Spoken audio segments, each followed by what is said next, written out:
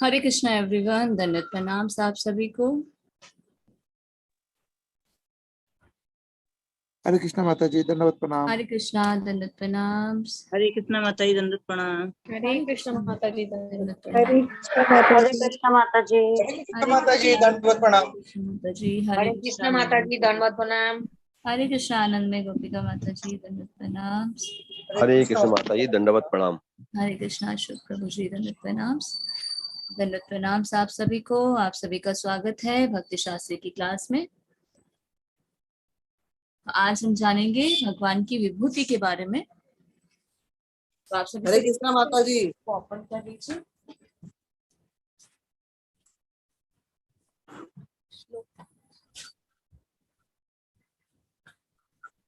श्रीमद् भगवद गीता यथारूप अध्याय 10। श्री भगवान का ऐश्वर्य।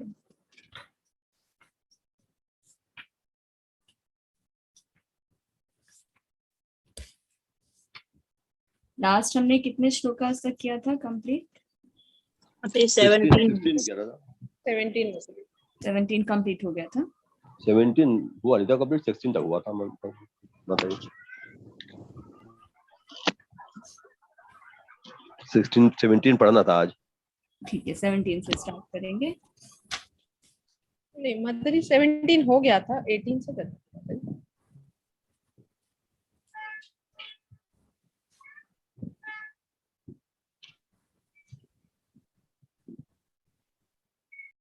एक बार रिवाइज कर लेते हैं। 17 चलिए, या तो करते हैं 17 से ही करते हैं हम लोग स्टार्ट। जो भी पढ़ना चाहते हैं हैंड रेज कर सकते हैं। हरे कृष्णा अशोक प्रभु जी। हरे कृष्ण माता जी, दंडवत प्रणाम। 17 से शुरू करो। 17। हाँ जी, हाँ जी। कथम विद्या महाम योगिन स्वाम सदा परिचिन्तयन् केषु केषु च भावेषु चिन्त्यो असि भगवन् मया। हे कृष्ण, हे परम योगी, मैं किस तरह आपका निरंतर चिंतन करूं और आपको कैसे जानूं। हे भगवान, आपका स्मरण किन किन रूपों में किया जाए। तात्पर्य श्रील प्रभुपाद जी द्वारा। श्रील प्रभुपाद जी की जय। जैसा कि पिछले अध्याय में कहा जा चुका है, भगवान अपनी योग माया से आच्छादित रहते हैं। केवल शरणागत भक्तजन ही उन्हें देख सकते हैं। अब अर्जुन को विश्वास हो चुका है कि उसके मित्र कृष्ण भगवान है, किंतु वो उस सामान्य विधि को जानना चाहता है जिसके द्वारा सब साधारण लोग भी उन्हें सर्वव्यापी रूप में समझ सके। असुरों तथा नास्तिकों सहित सामान्य जन कृष्ण को नहीं जान पाते, क्योंकि भगवान अपनी योग माया शक्ति से आच्छादित रहते हैं। दूसरी बात यह है कि ये प्रश्न जन सामान्य के लाभ हेतु पूछे जा रहे हैं। कुछ कोट का भक्त केवल अपने ही ज्ञान के प्रति चिंतित नहीं रहता, अपितु सारी मानव जाति के ज्ञान के लिए भी रहता है। अतः अर्जुन वैष्णव या भक्त होने के कारण अपने दयालु भाव से सामान्य जनों के लिए भगवान के सर्वव्यापक रूप के ज्ञान का द्वार खोल रहा है। वो कृष्ण को जानबूझकर योगिन कहकर संबोधित करता है, क्योंकि वे योगमाया शक्ति के स्वामी है, जिसके कारण वे सामान्य जन के लिए अप्रकट या प्रकट होते हैं। सामान्य जन जिसे कृष्ण के बाद कोई प्रेम नहीं है, कृष्ण के विषय में निरंतर नहीं सोच सकता, वो तो भौतिक चिंतन करता है। अर्जुन इस संसार के भौतिकवादी लोगों की चिंतन प्रवृत्ति के विषय में विचार कर रहा है। केशु केशु च भावेशु शब्द भौतिक प्रकृति के लिए प्रयुक्त है। भाव का अर्थ है भौतिक वस्तु। क्योंकि भौतिकवादी लोग कृष्ण के आध्यात्मिक स्वरूप को नहीं समझ सकते, अतः उन्हें भौतिक वस्तुओं पर एक चित्त एकाग्र करने की तथा ये देखने का प्रयास करने की सलाह दी जाती है कि कृष्ण भौतिक रूपों में किस प्रकार प्रकट होते हैं। माता एक और पढ़ूं क्या? हरे कृष्ण माता, एक और पढ़ूं? हरे कृष्ण माता, एक और पढ़ूं क्या? हरे कृष्णा प्रभु जी। हाँ जी, एक और बार। विस्तरेणात्मनो योगम विभूतिम च जनार्दन भूय कथय तृप्तिर्हि शृण्वतो नास्ति मे मृतम। हे जनार्दन, आप पुनः विस्तार से अपने ऐश्वर्य तथा योग शक्ति का वर्णन करें। मैं आपके विषय में सुनकर कभी तृप्त नहीं होता हूँ, क्योंकि जितना ही आपके विषय में सुनता हूँ उतना ही आपके शब्द अमृत को चखना चाहता हूँ। इसी प्रकार शील प्रभुपाद जी की जय। शील प्रभुपाद जी द्वारा तात्पर्य। इसी प्रकार का निवेदन नैमिषारण्य के शौनक आदि ऋषियों ने सूत गोस्वामी से किया था। यह निवेदन इस प्रकार है। वयम तु न वित्रप्याम उत्तम श्लोक विक्रमे यश्नवताम रसज्ञानाम स्वाद स्वादु पदे पदे। उत्तम स्थितियों द्वारा प्रशंसित कृष्ण की दिव्य लीलाओं का निरंतर श्रवण करते हुए कभी तृप्त नहीं होती, किंतु जिन्होंने कृष्ण से अपना दिव्य संबंध स्थापित कर लिया वे पद पद पर भगवान की लीलाओं के वर्णन का आनंद लेते रहते हैं। श्रीमद् भागवत 1.1.19 अतः कृष्ण अर्जुन के विषय में और विशेष रूप से उनके सर्वव्यापी रूप के बारे में सुनना चाहता है। जहां तक अमृतम की बात है, कृष्ण संबंधी कोई भी आख्यान अमृत तुल्य है और इस अमृत की अनुभूति व्यवहार से की जा सकती है। आधुनिक कहानियां, कथाएं तथा इतिहास कृष्ण की दिव्य लीलाओं से इसलिए भिन्न है क्योंकि इन संसारी कहानियों के सुनने से मन भर जाता है, किंतु कृष्ण के विषय में सुनने से कभी थकान नहीं आती। यही कारण है कि सारे विश्व का इतिहास भगवान के अवतारों की लीलाओं के संदर्भों से पटा हुआ है। हमारे पुराण विगत युगों के इतिहास है जिनमें भगवान के विभिन्न अवतारों की लीलाओं का वर्णन है। इस प्रकार बारंबार पढ़ने पर भी विषय वस्तु नवीन बनी रहती है। हरे कृष्ण माता जी, दंडवत प्रणाम। हरे कृष्ण प्रभु जी, धन्यवाद प्रणाम। थैंक यू सो मच प्रभु जी। तो 17 में, जैसे कि लास्ट वीक हमने क्लास में किया था, 17 श्लोका में अर्जुन कहते हैं, हे कृष्ण, हे परम योगी, मैं किस तरह से आपका निरंतर चिंतन करूं, आपको कैसे जानूं? हे भगवान, आपका स्मरण किन किन रूपों में किया जाए? पिछले अध्याय में हम जान चुके हैं कि भगवान अपनी योग माया से आच्छादित होते हैं। हर कोई भगवान को नहीं जान पाता। जैसा कि चैतन्य चरितामृत में चैतन्य महाप्रभु भी कहते हैं, ब्रह्मांड भ्रमिते कोनो भाग्यवान जी, गुरु कृष्ण प्रसादे पाए भक्ति लता बीज। हर कोई भगवान को नहीं जान पाता। इस ब्रह्मांड में एक ब्रह्मांड नहीं है, हजारों करोड़ों ब्रह्मांड है और ब्रह्मांड में नाना प्रकार के लोग हैं, नाना प्रकार की योनियां हैं और उनमें कोई भाग्यवान जीव होता है जिस पर भगवान की या शुद्ध भक्तों की कृपा होती है, तो वो ही भगवान के बारे में जान पाते हैं। नहीं तो बाकी लोगों का ज्ञान भगवान की माया शक्ति के द्वारा ढक दिया जाता है। सिर्फ भक्त जन जो होते हैं, जो भगवान के शरणागत होते हैं, वही भगवान को देख सकते हैं। जैसा कि ब्रह्म संहिता में ब्रह्मा जी कहते हैं, प्रेमांचन छुरित भक्ति विलोचनेन संत सदैव हृदयेषु विलोकयन्ति। प्रेम रूपी अंजन द्वारा, भक्ति रूपी अंजन द्वारा हम भगवान को अपने हृदय में देख सकते हैं। तो भगवान कहाँ निवास करते हैं? भक्तजनों के हृदय में निवास करते हैं। अर्जुन को तो विश्वास हो चुका है कि कृष्ण जो उनके मित्र हैं वो भगवान है। अर्जुन पहले कृष्ण को क्या कहते थे? मित्र कहते थे। पर जब उनके शरणागत होते हैं, भगवान उपदेश देना शुरू करते, तो उन्हें क्या कहते हैं? लास्ट हमने श्लोका में पढ़ा, परम ब्रह्म परम धाम पवित्रम परमम भगवान। क्या आप ही परम भगवान है, परम धाम है, परम पवित्र है और परम सत्य है। ऐसा नहीं कि अर्जुन को कोई संशय है। अर्जुन ये प्रश्न किसके लिए पूछ रहे हैं कि मैं आपका चिंतन कैसे करूं, आपको कैसे जानूं, किन रूपों में आपका स्मरण किया जाए? ये प्रश्न जन सामान्य के लाभ के हेतु पूछा जा रहा है।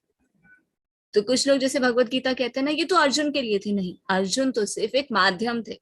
भगवान ने अर्जुन को माध्यम बनाया भगवत गीता का उपदेश देने के लिए। भगवत गीता तो संपूर्ण मानव जाति के कल्याण के लिए, हित के लिए है। भगवत गीता क्या है? भगवान की वाणी। जिस प्रकार हम कहते हैं ना, भगवान में, भगवान के नाम में कोई डिफरेंस नहीं है, उसी प्रकार भगवत गीता में भी और भगवान में भी कोई डिफरेंस नहीं है, क्योंकि भगवान स्वयं बोल रहे हैं ना। अगर हम भगवान से बात करना चाहते हैं तो हम कैसे कर सकते हैं? If you want to talk to God, if we talk to lord Krishna through Bhagavad Gita. अगर हम भगवत गीता को पढ़ेंगे, भगवान की वाणी, तो भगवान हमसे बात कर रहे हैं। तो भगवत गीता में और भगवान में कोई भी अंतर नहीं है। तो यहाँ पर बताया जा रहा है कि वे कृष्ण को जानबूझकर योगिन कहकर भी संबोधित करे गए, क्योंकि वे योग माया शक्ति के स्वामी हैं। हर किसी के लिए भगवान प्रकट नहीं होते, हर कोई भगवान को नहीं जान सकता। जो भगवान के शरणागत होता है सिर्फ वही भगवान को जान सकता है। फिर 18 श्लोका में अर्जुन कहते हैं कि मैं आपके बारे में सुनकर कभी तृप्त नहीं होता, क्योंकि मैं जितना अधिक आपके बारे में सुनता हूं, उतना ही मैं आपके शब्दों के अमृत का स्वाद लेना चाहता हूं। इसी प्रकार का निवेदन किसने किया था? जब नैम्य शरण्य के शौनक आदि ऋषियों ने सूत गोस्वामी से भागवतम को सुना था, तब उन्होंने भी यही कहा था। सूत गोस्वामी जब नैम्य शरण्य के ऋषियों को श्रीमद् भागवतम बता रहे थे, भगवान की दिव्य लीलाओं का गुणगान कर रहे थे, तो नैम्य शरण के ऋषि स्तुति करते हुए क्या कहते हैं? उत्तम स्तुतियों द्वारा प्रशंसित कृष्ण की दिव्य लीलाओं का निरंतर श्रवण करते हुए कभी तृप्ति नहीं होती। जिन्होंने कृष्ण से अपना दिव्य संबंध स्थापित कर लिया है, वो भगवान की लीलाओं के वर्णन का आनंद लेते रहते। तो जितना ज्यादा हम भगवान के बारे में सुनते हैं, उतना हम भगवान के बारे में और जान पाते हैं और भगवान की लीलाओं में हमें आनंद आता है। आप कभी घर पे अगर बच्चों का वो आता है ना, लिटिल कृष्णा मूवी आती है, देखिए हम इस लीला को कितनी बार जानते हैं। है ना, कि मैया यशोदा ने भगवान कृष्ण को कल से बांधा, भगवान कृष्ण माखन चोरी करते हैं। पर इस लीला को हम जब भी देखते हैं, सुनते हैं, हमें हमेशा ये नवीन लगती है। क्यों? क्योंकि भगवान की लीलाएं क्या है? दिव्य है। और भक्त हमेशा भगवान की लीलाओं का आनंद लेना चाहते हैं। तो अर्जुन क्या कह रहे हैं? कृष्ण के विषय में विशेष रूप से उनके सर्वव्यापी रूप के बारे में सुनना चाहता। अर्जुन को डाउट नहीं, ये मानव जाति के कल्याण के लिए, कि भगवान अपने योग ऐश्वर्य के बारे में बताएं। क्योंकि अर्जुन को पता है कि कलयुग में लोग क्या करेंगे? भगवान को भगवान नहीं समझेंगे। अभी क्या हो रहा है? लोग भगवान को तो जानते ही नहीं है, देवी देवताओं को भगवान कहते हैं, चलिए वो भी छोड़िए। कोई साधु महात्मा कोई छोटी मोटी ट्रिक्स दिखा देते हैं, आपके प्रश्नों के उत्तर हल कर देते हैं, उन्हें भी भगवान कहने लग जाते हैं। तो ऐसे मूर्ख लोगों के लिए, ऐसे मूर्ख लोगों को सावधान करने के लिए और भगवान की सर्वव्यापकता को स्थापित करने के लिए अर्जुन जो है कृष्ण से कह रहे हैं कि मैं आपके बारे में और जानना चाहता हूँ, आप अपने योग ऐश्वर्य के बारे में बताइए। और जहां तक अमृतम की बात है, कृष्ण संबंधी कोई भी आख्यान जो है वो अमृत के समान है। ये जो भगवत गीता हम पढ़ते हैं और सुनते हैं ना, तो ये हम गंगा का पान, गंगा के अमृत तुल्य। लोग गंगा में क्या करने जाते हैं? स्नान करते किस लिए? ताकि उनके पापों का नाश हो। ऐसे स्नान करने से पापों का नाश नहीं होता। अगर सच में कोई भगवान की भक्ति करना चाहता है तो गंगा मैया से प्रार्थना करता है कि हे गंगा मैया, आप मेरे पापों का नाश करें ताकि मैं भगवान के शरणागत हो सकूं। तो कभी भी इस मेंटेलिटी से हमें गंगा स्नान नहीं करना चाहिए कि हमारे पाप खत्म हो जाए। इस मेंटेलिटी से करें कि पाप खत्म होंगे तो ही तो हम भगवान के शरणागत हो पाएंगे। तो गंगा स्नान तो हम पता नहीं कब करते हैं, 1 साल में, 2 साल में या 5 साल में, कुछ लोगों को तो 10 साल भी हो जाते हैं। पर ये भगवत गीता क्या है? अमृत तुल्य, गंगा के पान करने जैसा। क्योंकि कृष्ण के संबंधित कोई भी जो आख्यान होता है ना, वो अमृत तुल्य होता है। और इस अमृत की अनुभूति से व्यवहार से की जाती है। हम देखते हैं ना, आधुनिक कहानियां हैं, कथाएं हैं, इतिहास है, कृष्ण की दिव्य लीलाओं से क्यों भिन्न है? क्यों हमें आनंद आता है? जैसे कि श्रील प्रभुपाद कहते थे ना, आप चैंटिंग करते हैं, अगर आप बोले Coca Cola Coca Cola Coca Cola, या कोई भी और चीज का रिपीटेशन आप बार बार करें, आप नहीं करेंगे, नहीं कर पाएंगे। क्यों नहीं कर पाएंगे? क्योंकि उसमें आनंद नहीं है। और जब हम हरे कृष्ण महामंत्र का जप करते हैं, हम सबका रियलाइजेशन है ना, अगर हम जप करें, जप छोड़ने के बाद भी मुंह से वही चलता रहता है। क्यों? क्योंकि क्या है? दिव्य है, अमृत तुल्य। यही कारण है कि सारे विश्व का इतिहास भगवान के अवतारों की लीलाओं के संदर्भों से भटा हुआ है। हमारे पुराण विगत युगों के इतिहास है जिसमें भगवान के विभिन्न अवतारों की लीलाओं का वर्णन है। नरसिम्हा देव का अवतार, वराह देव का अवतार, परशुराम, बुद्ध अवतार, भगवान श्री राम का, कृष्ण की लीलाओं का। तो इस प्रकार बारंबार पढ़ने पर भी विषय वस्तु क्या नवीन बनी रहती है। कभी भी हमें ऐसा नहीं लगता कि हाँ ये हम सुन चुके हैं। जब भी हम सुनते हैं हमें क्या लगता है? अरे कुछ नया है, आनंद आता है। क्यों? क्योंकि भगवान से संबंधित हर जो आख्यान है, भगवान से संबंधित जो भी विषय वस्तु है, वो क्या है? दिव्य है, अमृत तुल्य। तो कृष्ण 82 ऐश्वर्य बताते हैं, विभिन्न वस्तुओं या जीवों के समूह, और वे प्रत्येक समूह का सार और मुख्य सदस्य हैं, जिसे हम आगे के श्लोकों में जानेंगे। अगर किसी को बीच में कोई भी डाउट होता है तो अनम्यूट करके वहां पे डाउट को अपने पूछ सकते हैं। हरे कृष्णा सुमन माता जी। हरे कृष्णा माता जी, दंडवत प्रणाम। प्रणाम माता जी। श्री भगवान वाच हंतास्ते कस्य शमी दिव्य ही आत्मा भूत्या प्राधान्त्या कुरुश्रेष्ठा न अस्ति अंत वित्तस्य में। श्री भगवान ने कहा, अब मैं तुमसे अपने मुख्य वैभव युग रूपों का वर्णन करूंगा, क्योंकि हे अर्जुन, मेरा ऐश्वर्य असीम है। तात्पर्य प्रभुपाद जी की जय। प्रभुपाद जी द्वारा कृष्ण की महानता तथा उनके ऐश्वर्य का समझ पाना संभव नहीं। जीव की इंद्रियां सीमित है, अतः उनसे कृष्ण के कार्यकल्पों का समग्रता से समझ पाना संभव नहीं है। तो भी भक्त जन कृष्ण को जानने का प्रयास करते हैं, किंतु यह मानकर नहीं कि वे किसी विशेष समय में या जीवन अवस्था में उन्हें पूरी तरह समझ सके, बल्कि कृष्ण के वृत्तांत इतने अवज्ञ है कि भक्तों का अमृत तुल्य प्रतीत होते हैं। इस प्रकार भगतगण उनका आनंद उठाते हैं। भगवान के ऐश्वर्य तथा उनकी विविध शक्तियों की चर्चा चलने में शुद्ध भक्तों को आनंद मिलता है, अतः वे उनको सुनते रहना और उनकी चर्चा चलाते रहना चाहते हैं। कृष्ण जानते हैं कि जीव उनके ऐश्वर्य के विस्तार को नहीं समझ पाते, फलांत वह अपनी विभिन्न शक्तियों के प्रमुख स्वरूपों का ही वर्णन करने के लिए राजी होते हैं। प्रधानतः शब्द अत्यंत महत्वपूर्ण है, क्योंकि हम भगवान के प्रमुख विस्तारों को ही समझ पाते हैं, जबकि उनके स्वरूप अनंत हैं। इन सब को समझ पाना संभव नहीं है। इस श्लोक में प्रयुक्त विभूति शब्द उन ऐश्वर्यों का सूचक है जिनके द्वारा भगवान सारे विश्व का नियंत्रण करते हैं। अमरा कोश में विभूति का अर्थ विलक्षण ऐश्वर्य है। निर्विशेषवादी या सर्वश्रेष्ठवादी ना तो भगवान के विलक्षण ऐश्वर्यों को समझ पाता है, ना ही उनकी देवी शक्ति के स्वरूप को। भौतिक जगत में तथा वैकुंठ लोक में उनका शक्तियां अनेक रूपों में फैली हुई हैं।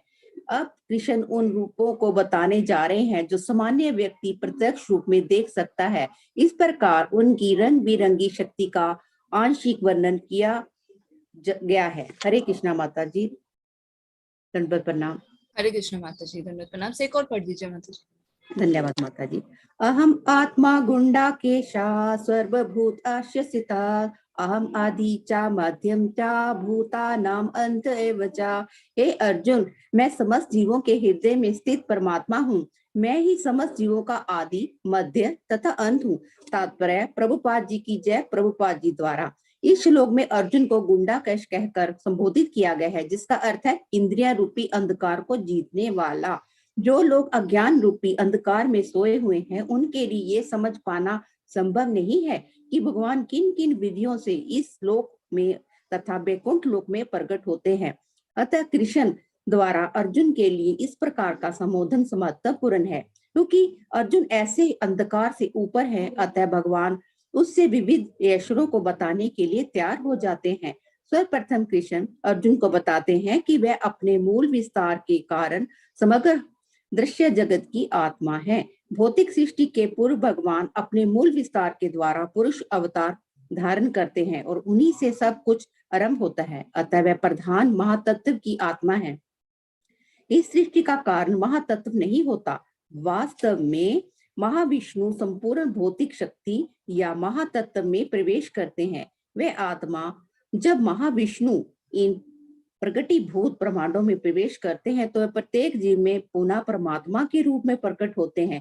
हमें ज्ञात है कि जीव का शरीर आत्मा को सफुलिंग की उपस्थिति के कारण विद्यमान रहता है। बिना आध्यात्मिक सफुलिंग के शरीर विकसित नहीं हो सकता। उसी प्रकार भौतिक जगत का तब तक विकास नहीं होता जब तक परमात्मा कृष्ण का प्रवेश नहीं हो जाता। जैसा कि सुबल उपनिषद में कहा गया है, प्रत्यक्षादि सर्वभूतार्यामी सर्वशेषी चा नारायणः। परमात्मा रूप में भगवान समस्त प्रकटीभूत ब्रह्मांडों में विद्यमान है। श्रीमद् भागवत में तीनों पुरुषोत्तमों का वर्णन हुआ है। तत्व तंत्र में भी इनका वर्णन मिलता है। विष्णु स्तोत्रिणी रूपाणी पुरुष न्यथो विधु। भगवान इस लोक में अपने 3 स्वरूपों में प्रकट होते हैं, कर्णोदायक विष्णु, गर्भोदायक विष्णु तथा शिरोदायक विष्णु। ब्रह्म सीता के 5.47 महाविष्णु का या कर्णोदायक विष्णु का वर्णन मिलता है।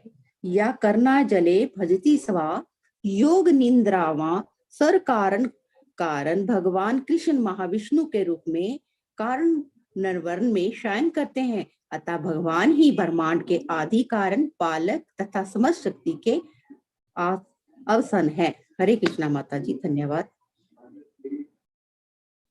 हरे कृष्णा सुमन माता जी, थैंक यू सो मच माता जी। दंडवत प्रणाम माता जी, धन्यवाद। तो 19वें श्लोक में बताया जा रहा है, श्री भगवान ने कहा, हाँ अब मैं तुमसे अपने मुख्य मुख्य वैभव युक्त रूपों का वर्णन करूंगा, क्योंकि हे अर्जुन मेरा ऐश्वर्य असीम है। कृष्ण की मान और ऐश्वर्य को समझना संभव नहीं है। क्यों? क्योंकि हमारी इंद्रियां क्या है, सीमित है, और कृष्ण के कार्यकलापों की समग्रता को समझ पाना संभव नहीं है, क्योंकि हमारी इंद्रियां सीमित है। पर फिर भी भक्तजन जो है कृष्ण को जानने का प्रयास करते हैं, इसलिए नहीं कि हम इस जीवन अवस्था में उन्हें पूरी तरह से समझ पाएंगे, इसलिए जैसा कि हमने पिछले श्लोक में पढ़ा, क्योंकि भक्तों को आस्वादन, दिव्य आस्वादन होता है भगवान के बारे में जानकर, भगवान की लीलाओं को सुनकर। और कृष्ण के वृतांत क्या है, अमृत के समान है, जैसे कि हमने लास्ट श्लोक में पढ़ा था। इसलिए भक्तगण क्या करते हैं, आनंद उठाते हैं। और भगवान के ऐश्वर्य और उनकी शक्तियों को चलाने में भक्तों को बहुत ही आनंद मिलता है। इसलिए हमें नित्य क्या करना चाहिए? भगवान के नाम रूप गुण लीलाओं को सुनना चाहिए, उनकी चर्चा करना चाहिए। तो हमें क्या होगा? और आनंद की अनुभूति होगी और भगवान की कृपा हमें प्राप्त होगी, तो हम भगवान को जान पाएंगे। वैसे तो हम भगवान को नहीं जान सकते इस जीवन अवस्था में, क्या हम कभी भी भगवान का योग ऐश्वर्य इतना विस्तृत है कि हम भगवान के योग ऐश्वर्य को नहीं जान सकते। फिर भी भगवान यहाँ पे क्या बता रहे हैं कि मैं मुख्य मुख्य वैभव युक्त रूपों का वर्णन करूंगा। तो यहाँ पर दो शब्द आते, प्रधानता और दूसरा शब्द आता है विभूति। दूसरी लाइन में आप देखेंगे, फर्स्ट लाइन के लास्ट में विभूति। विभूति का अर्थ क्या होता है? वो ऐश्वर्य जिनके द्वारा भगवान क्या करते हैं? सारे विश्व का नियंत्रण करते हैं। और प्रधानता का अर्थ क्या है? हम भगवान के प्रमुख विस्तारों को ही समझ पाते, क्योंकि भगवान के स्वरूप तो अनंत है, सबको समझ पाना संभव नहीं है। इसलिए जो मुख्य मुख्य हैं सिर्फ उनको ही भगवान यहाँ पर बताते हैं। फिर आता है अमर कोश। अमर कोश में विभूति का अर्थ क्या है? विलक्षण ऐश्वर्य, क्योंकि भगवान का ऐश्वर्य कैसा है? विलक्षण है, उसे समझ नहीं सकता कोई भी। पर फिर भी भगवान यहाँ पर उन रूपों को बताने जा रहे हैं जो सामान्य व्यक्ति प्रत्यक्ष रूप से देख सकता है। तो 20वें श्लोक में भगवान श्री कृष्ण अर्जुन से कहते हैं, हे अर्जुन, मैं समस्त जीवों के हृदय में स्थित परमात्मा हूँ। मैं ही समस्त जीवों का आदि मध्य तथा अंत हूँ। इस श्लोक में अर्जुन को क्या कहते हैं? गुड़ाकेश। देखिए जो वर्ड्स आते हैं ना, अर्जुन भगवान को क्या कहकर संबोधित करते हैं, उनका अर्थ हमें पता होना चाहिए। गुड़ाकेश का अर्थ क्या होता है? आप अंडरलाइन कर सकते हैं, लिख सकते हैं, निद्रा रूपी अंधकार को जीतने वाला। इसलिए भगवान को क्या कहते हैं? गुड़ाकेश। भगवान क्या करते हैं? अंधकार को जीतते हैं। कृष्ण सूर्य सम माया है अंधकार। तो जो लोग अज्ञान रूपी अंधकार में सोए हुए हैं, उनको लिए तो ये समझ पाना संभव नहीं है कि भगवान किन किन विधि में इस लोक में, वैकुंठ लोक में प्रकट होते हैं। और कृष्ण अर्जुन के लिए इस प्रकार का संबोधन महत्वपूर्ण है, क्योंकि अर्जुन क्या है? ऐसे अंधकार से ऊपर है। और भगवान क्या करें? अपने ऐश्वर्य को बताने के लिए तैयार हो गए। तो सबसे पहले कृष्ण अर्जुन को अपना पहला ऐश्वर्य बताते हैं। प्रथम ऐश्वर्य कौन सा है? सबसे पहले भगवान क्या करते हैं? अपना विस्तार करते हैं। मूल विस्तार के कारण संबंध जो दृश्य जगत की आत्मा है। पहला विस्तार कौन सा है? पुरुषावतार। 3 रूप में अपना एक्सपेंशन करते हैं। कौन से? महाविष्णु, जिन्हें कारणदक्षाय विष्णु भी कहते हैं। दूसरा है गर्भोदक्षाय विष्णु और तीसरा शिरोदक्षाय विष्णु। भौतिक सृष्टि से पूर्व भगवान अपने मूल विस्तार के द्वारा पुरुष अवतार धारण करते हैं और उन्हीं से ही सब कुछ आरंभ होता है। और भगवान क्या है? महातत्व की आत्मा है। कैसे? इस सृष्टि का आरंभ कैसे हुआ? भगवान ने अपना एक्सपेंशन किसमें किया? 3 विष्णु में। कौन से? महाविष्णु, गर्भोदक्षाय विष्णु और शिरोदक्षाय विष्णु। महाविष्णु को कारण दक्षाय विष्णु भी कहते हैं। भगवान क्या करते हैं? कारण अर्णव जल में शयन करते हैं। और भगवान के रोम छिद्र से क्या है? ब्रह्मांड निकलते हैं। जिसे एक बुलबुला होता है ना, बुलबुले के जैसा, ऐसे ब्रह्मांड उत्पन्न होते हैं। और फिर भगवान क्या करते हैं? दूसरा विस्तार अपना किस रूप में करते हैं? गर्भोदक्षाय विष्णु के रूप में हर एक ब्रह्मांड में प्रवेश करते हैं। हमें क्या लगता है एक ही ब्रह्मांड है? नहीं, ऐसे ऐसे हजारों करोड़ों ब्रह्मांड है।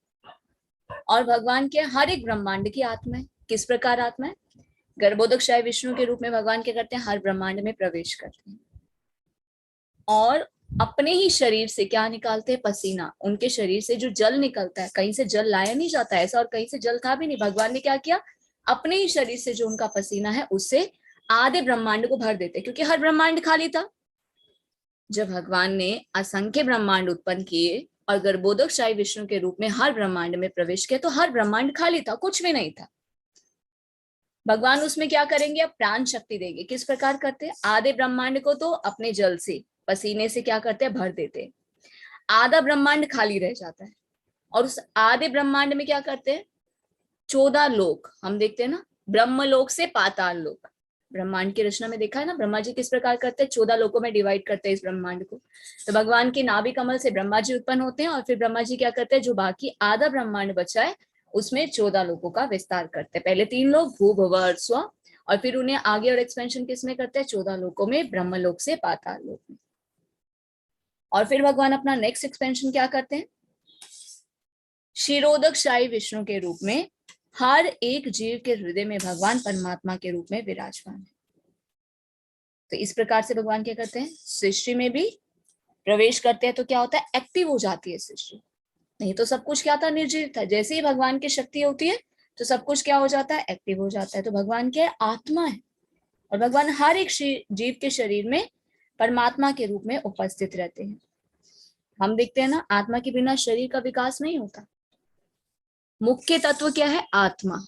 ये तो हमें बॉडी मिली है, आज मनुष्य का शरीर मिला है, कल कोई और शरीर भी मिल सकता है, और पिछले हम पता नहीं कितने शरीर को भोग कर चुके हैं। एक्चुअल में हमारी रियल आइडेंटिटी क्या है? हम कौन है? We are the part and parcel of Krishna. हम परमात्मा के अंश हैं, हम आत्मा है। और आत्मा को भी शक्ति कैसे मिलती है, चेतना कैसे मिलती है? हर एक जीव के हृदय में भगवान परमात्मा के रूप में विराजमान है। परमात्मा आत्मा को चेतना प्रदान करते हैं और आत्मा पूरे शरीर को चेतना प्रदान करती है। तो इस प्रकार क्या होता है? पूरी सृष्टि का प्रकटीकरण होता है। तो श्रीमद् भागवत में भी तीनों पुरुष अवतारों का वर्णन हुआ है, और सातवें तंत्र में भी इनका वर्णन मिलता है। विष्णुस्तु त्रीणि रूपाणि पुरुष आख्यान यथो विदु, कि भगवान इस लोक में अपने 3 स्वरूपों को प्रकट करते हैं, कारणोदक्षाय विष्णु, गर्भोदक्षाय विष्णु और शिरोदक्षाय विष्णु। ब्रह्म संहिता में भी इसका वर्णन किया गया है कि महाविष्णु या कारणोदक्षाय विष्णु का भी वर्णन मिलता है कि सर्व कारण कारण भगवान कृष्ण महाविष्णु के रूप में कारण अन्नव जल में शयन करते हैं, और भगवान ही इस ब्रह्मांड के आदि, पालक और समस्त शक्ति के अवसान है। तो ये क्या है? भगवान का प्रथम ऐश्वर्य, कि भगवान अपना एक्सपेंशन किसमें करते हैं? 3 विष्णु के रूप में, महाविष्णु, गर्भोदक्षाय विष्णु और शिरोदक्षाय विष्णु। तो अब हम जानेंगे नेक्स्ट दूसरा ऐश्वर्य। तो आज हम जानेंगे 82 ऐश्वर्य भगवान बताते हैं। हरे कृष्णा संजय प्रभु जी। हरे कृष्ण माता जी, दंडवत प्रणाम। दंडवत प्रणाम सर। आदित्य नाम विष्णु ज्योतिष रवि अंशुमन मरिचि तस्मानि नक्षत्र महाशशि अहम शशि। मैं आदित्य में विष्णु, प्रकाशों में तेजस्वी सूर्य और मारुतों में मरीचि हूँ तथा नक्षत्र में चंद्रमा हूँ। तात्पर्य श्री प्रभुपाद द्वारा श्री प्रभुपाद जी की जय। आदित्य 12 है जिसमें कृष्ण प्रधान है। आकाश में टिमटिमाते ज्योतिष पुंजों में सूर्य मुख्य है, और ब्रह्म संहिता में तो सूर्य का भगवान का तेजस्वी नक्षत्र कहा गया है। अंतरिक्ष में 50 प्रकार के वायु प्रमाण है, जिसमें वायु अधिष्ठान मरीचि कृष्ण की प्रतिनिधि है। नक्षत्रों में रात्रि के समय चंद्रमा सर्व प्रमुख नक्षत्र है, अतः वह कृष्ण का प्रतिनिधित्व है। इस श्लोकों से प्रतीत होता है कि चंद्रमा एक नक्षत्र है, अतः आकाश में टिमटिमाने वाले तारे भी सूर्य प्रकाश को परिवर्तित करते हैं। वैदिक वांग्य में ब्रह्मांड के अंतर्गत अनेक सूर्यों से सिद्धांत की स्वीकृति प्राप्त नहीं है। सूर्य एक है और सूर्य के प्रकाश से चंद्रमा प्रकाशित है, अतः अन्य नक्षत्र भी है।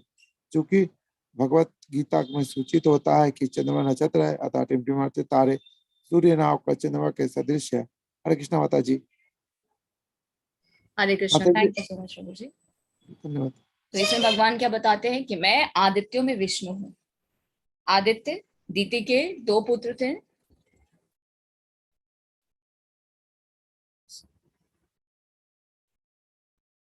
सॉरी, दीति अदिति जो थी, उनसे जो आगे उत्पन्न हुए थे दैत्य और राक्षस। तो आदित्य जो है वो कौन है? भगवान क्या कहते हैं? आदित्यों के समूह में मैं विष्णु हूँ, प्रकाशों में तेजस्वी सूर्य हूँ, और मरुतों में मरीचि हूँ, नक्षत्रों में मैं चंद्रमा हूँ। तो आदित्य कितने हैं? 12, जिसमें कृष्ण कौन है? प्रधान है विष्णु के रूप में। और प्रकाश में तेजस्वी सूर्य है। तो आकाश में तो टिमटिमाते ज्योतिर्पुंजों से सूर्य जो है सबसे प्रमुख है। ब्रह्म संहिता में भी ब्रह्मा जी क्या कहते हैं? सूर्य क्या है? भगवान का नेत्र है। अंतरिक्ष में 50 प्रकार की वायु चलती है, प्रवाहमान है, और उसके अधिष्ठाता कौन है? मरीचि है। क्योंकि जब भगवान ने सृष्टि की रचना की तो क्या किया? इतने सारे कार्यभार थे, सारे डिपार्टमेंट्स के हेड अपॉइंट कर दिए अपना ही विस्तार करके। तो वायु अधिष्ठाता जो मरीचि है वो भी कृष्ण के ही रिप्रेजेंटेटिव है। और नक्षत्रों में रात्रि के समय जो सूर्य हमें, चंद्रमा में जो दिखाई देता है वो क्या है? सब प्रमुख नक्षत्र है। वो भी क्या है? वो भी कृष्ण का ही रिप्रेजेंटेटिव है, वो भी कृष्ण के प्रतिनिधि है। तो इस श्लोक से हमें क्या पता चलता है? चंद्रमा क्या है? एक नक्षत्र है।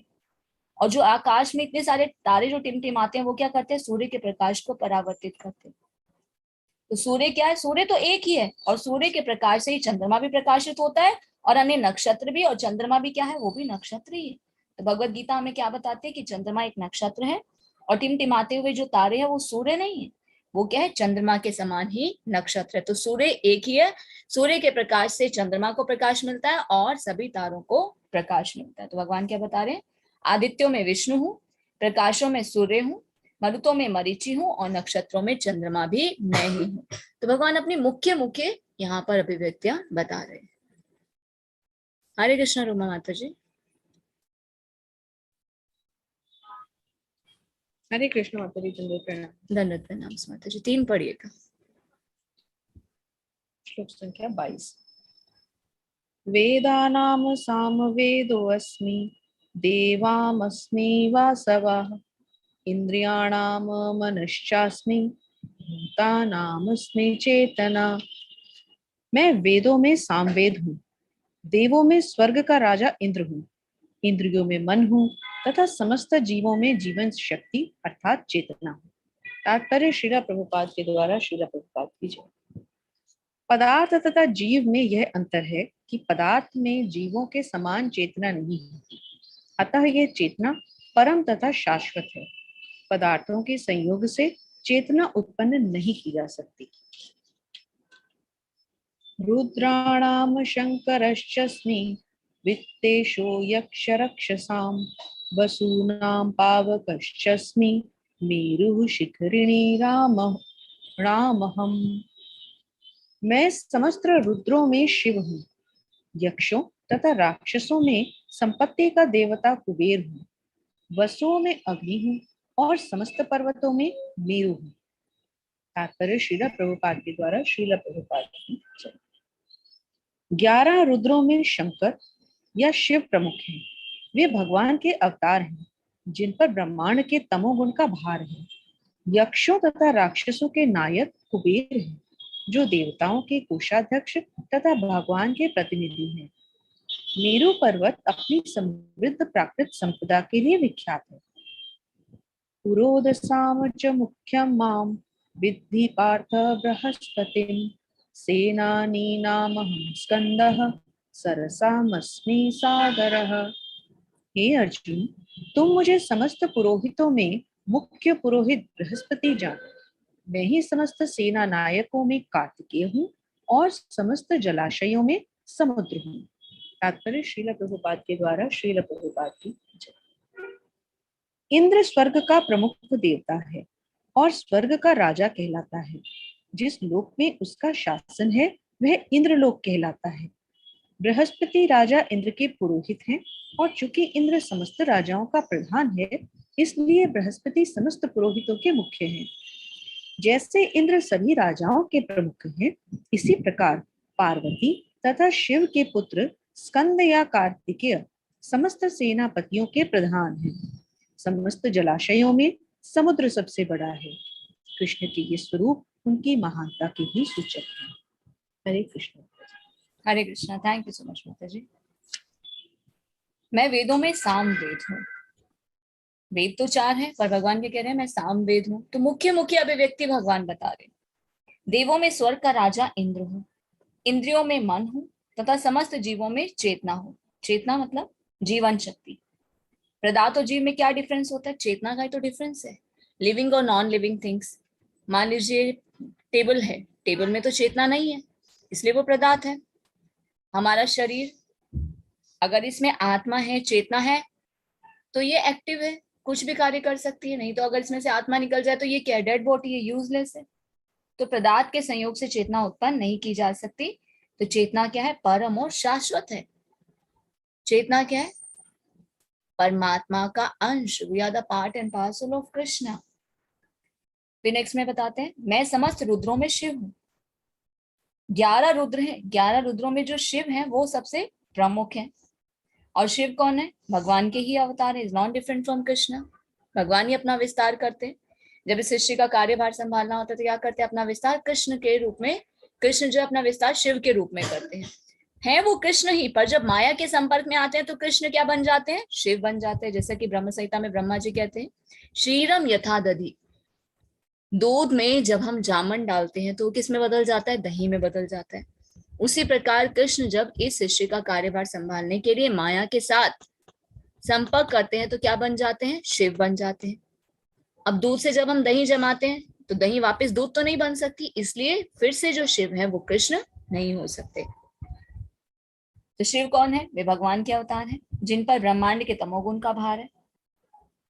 3 गुण होते हैं, सतोगुण, रजोगुण और तमोगुण।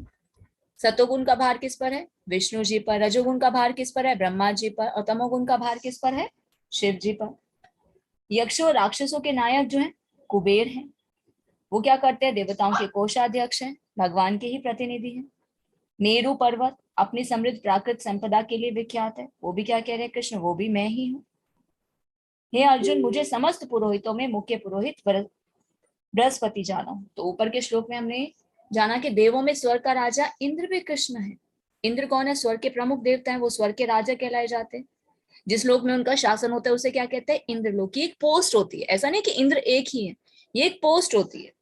तो बृहस्पति जो है वो राजा इंद्र के भी पुरोहित हैं। क्योंकि इंद्र जो है समस्त राजाओं के प्रधान है, पर बृहस्पति उनके भी प्रमुख हैं। पार्वती और शिव के जो पुत्र हैं, जिन्हें कार्तिकेय कहा जाता है, वो कौन है? समस्त सेनापतियों के प्रधान है। समस्त जलाशयों में समुद्र क्या है? वो सबसे बड़ा है। तो ये क्या है? कृष्ण के स्वरूप उनकी महानता के ही सूचक है। तो भगवान बता रहे ये मेरा योगेश्वर है।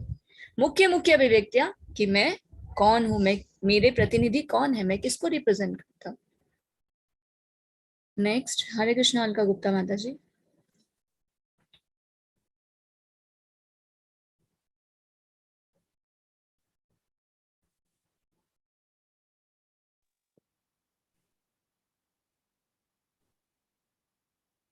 हरे कृष्ण अलका गुप्ता मत माता जी। हाँ जी, मतलब 25 ना 22 महर्षि हाँ, 22 और 23 दो पढ़िएगा। वेदानां साम वेदो अस्मि देवानामस्मि वासवः इंद्रियाणां मनस्सास्मि भूतानास्मि चेतनः। मैं वेदों में साम वेद हूँ, देवों में स्वर्ग का राजा इंद्र हूँ, इंद्रियों में मन हूँ तथा समस्त जीवों में जीवनी शक्ति या चेतना हूँ। पदार्थ तथा जीव में यह अंतर है कि पदार्थ में जीवों के समान चेतना नहीं होती, अतः यह चेतना परम तथा शाश्वत है। पदार्थों के सहयोग से चेतना उत्पन्न नहीं की जा सकती।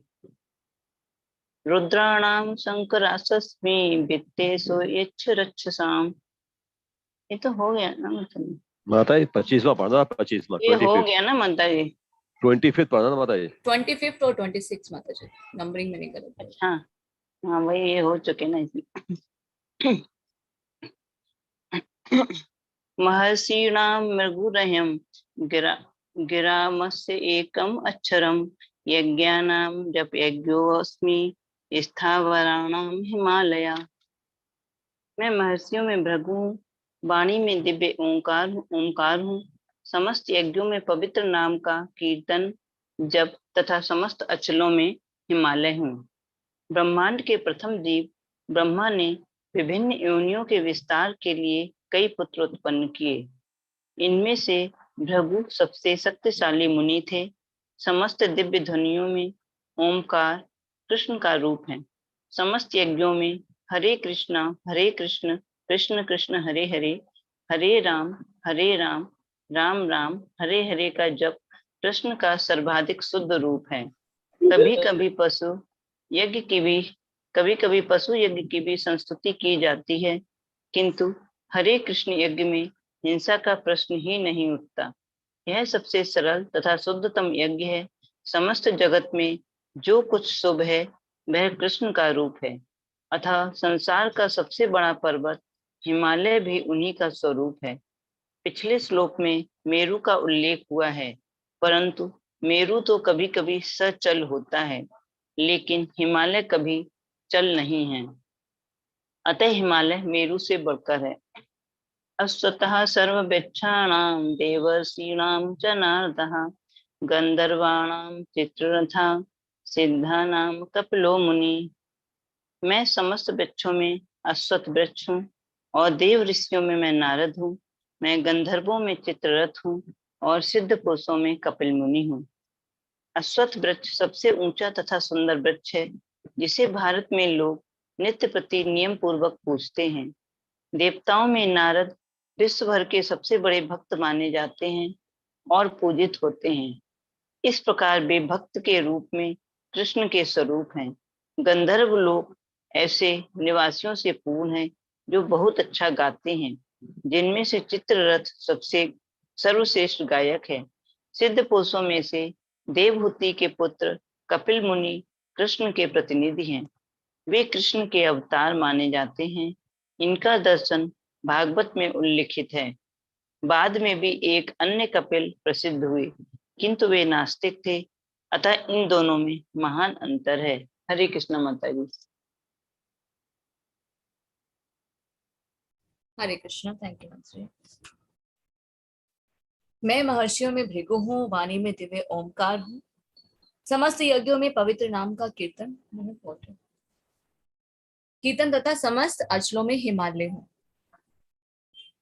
ब्रह्मांड के प्रथम जीव कौन है? ब्रह्मा जी। ब्रह्मा जी किस प्रकार उत्पन्न हुए? गर्भोदकशाही विष्णु के नाभि कमल से। तो ब्रह्मा जी ने क्या किया? योनियों का विस्तार किया, कई पुत्र उत्पन्न किए, और इनमें से जो भृगु मुनि थे वो सबसे शक्तिशाली थे। तो भगवान क्या कह रहे हैं? महर्षियों में भृगु भी मैं ही हूं। समस्त दिव्य ध्वनियों में ओमकार जो है, ओम की ध्वनि, सबसे पहले इस ब्रह्मांड में जो ध्वनि उत्पन्न हुई थी वो कौन सी ध्वनि थी? ओम। तो ये ओमकार की ध्वनि भी कृष्ण क्या कह रहे हैं? वो भी मैं ही हूँ। समस्त यज्ञों में पवित्र नाम। कलयुग का यज्ञ क्या है? संकीर्तन यज्ञ। भगवान स्वयं चैतन्य महाप्रभु के रूप में आए और उन्होंने कलयुग का यज्ञ क्या बताया? हर एक युग की अलग अलग ऑस्टेरिटी है। सतयुग, त्रेता युग, द्वापर युग और कलयुग। सतयुग में तपस्या के द्वारा, त्रेता युग में बड़े बड़े यज्ञ के द्वारा, राजसूय यज्ञ इत्यादि, अश्वमेघ यज्ञ, फिर द्वापर युग में विस्तृत मंदिर पूजा के द्वारा, और कलयुग का यज्ञ भगवान ने क्या बताया? किस प्रकार भगवान को प्राप्त कर सकते? संकीर्तन यज्ञ, हरे कृष्ण महामंत्र के जप के द्वारा। हरे कृष्ण कृष्ण कृष्ण हरे हरे, हरे राम राम राम हरे हरे। तो हरे कृष्ण महामंत्र का जप जो है वो कृष्ण का सर्वाधिक शुद्ध रूप है। नाम is not different from Krishna. भगवान में और नाम में कोई भी डिफरेंस नहीं है। भगवान ने अपने आप को नाम के रूप में प्रदान किया है। हरिर नाम हरिर नाम एव केवलम कलौ नास्ते व नास्ते व नास्ते व गतिरन्यथा। इस झूठ और पाखंड के युग में हरे कृष्ण महामंत्र के जप के अलावा कोई और रास्ता नहीं है, कोई और रास्ता नहीं है, कोई और रास्ता नहीं है। क्यों? गोलोकेर प्रेम धन हरि नाम संकीर्तन। ये क्या है? गोलोक का प्रेम धन है, भगवान के हृदय का प्रेम है। भगवान ने अपने आप को नाम के रूप में प्रदान किया है।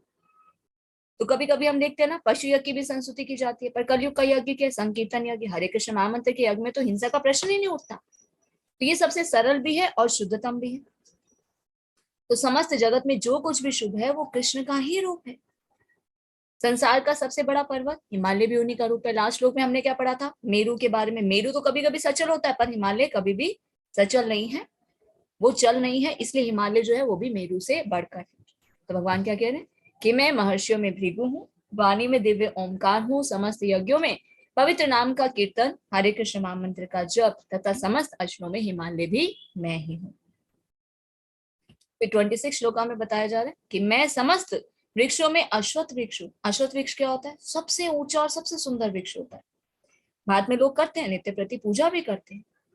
भगवान क्या कह रहे हैं कि अश्वत्थ वृक्ष भी मैं ही हूँ। देवर्षियों में नारद हूँ। नारद मुनि कौन है? भगवान के सबसे बड़े भक्त हैं, सभी देवताओं में पूजे जाते हैं, भगवान के भक्त माने जाते हैं। हमेशा क्या कहते हैं? नारायण नारायण, हमेशा भगवान का स्मरण करते रहते हैं। तो इस प्रकार वे भक्त के रूप में कृष्ण के ही सब रूप हैं। मैं गंधर्वों में चित्ररथ हूँ। गंधर्व लोक में भी निवासी है। देखिए, यहाँ के निवासी और उच्च लोक के निवासियों में क्या डिफरेंस होता है? जैसे जैसे ऊपर के लोग बढ़ते जाते हैं तो उनमें जो है भगवान के प्रति शरणागति और प्रेम जो हायर लेवल होता है वो ऊपर ऊपर के लोगों में जाते रहते हैं। तो गंधर्व लोग ऐसे निवासों से पूर्ण है जो बहुत अच्छा गाते हैं, जिनमें से जो चित्ररथ है वो सबसे सर्वश्रेष्ठ गायक है। सिद्ध पुरुषों में से देवहूति के जो पुत्र है कपिल मुनि, वो भी भगवान के प्रतिनिधि है। कपिल मुनि ने अपनी माता को उपदेश दिया था। भागवतम में बहुत ही सुंदर आख्यान आता है, भक्ति के बारे में बताया, शुद्ध भक्त के रक्षण के बारे में बताया, जीवन के उद्देश्य के बारे में बताया। वो भी कृष्ण के ही अवतार माने जाते हैं। तो इसका दर्शन भागवतम में भी है। और बाद में भी एक अन्य कपिल प्रसिद्ध हुए, पर वो नास्तिक थे। तो इन दोनों में महान अंतर है।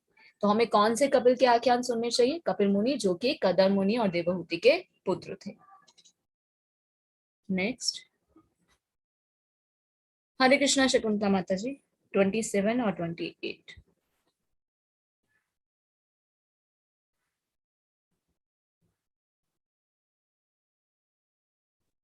हरे कृष्ण माता जी, दंडवत प्रणाम। दंडवत प्रणाम सर। जय श्रवस्त्रम अश्वानां बुद्धिमान् संगतो